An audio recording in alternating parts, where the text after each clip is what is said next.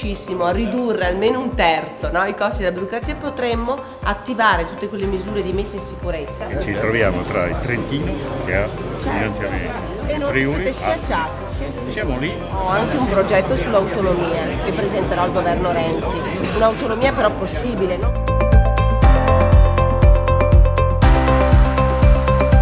In 100 fai giorni. la media di 6 al giorno? Sì. Ah sì? Che coraggio.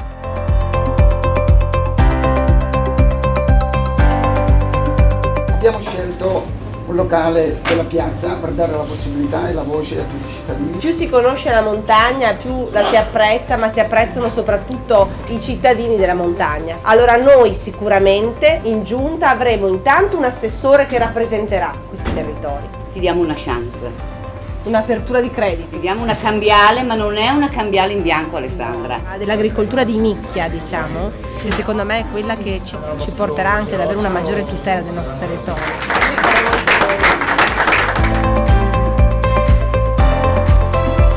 Io credo che un governatore debba essere magari meno attento a tagliar nastri e deve stare più spesso nei tavoli di crisi.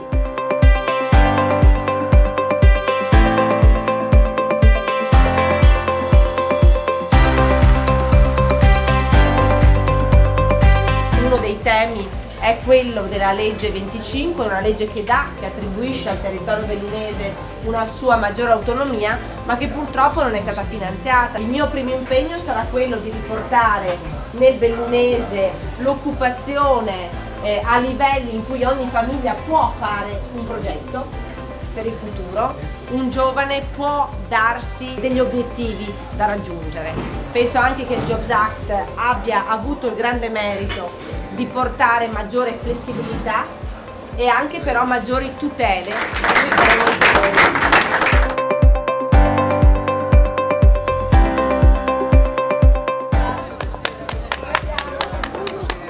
Abbiamo oltre il 50% del territorio con una popolazione che è niente numericamente e ci sentiamo niente dal punto di vista del peso quando si tratta di influire sulle scelte.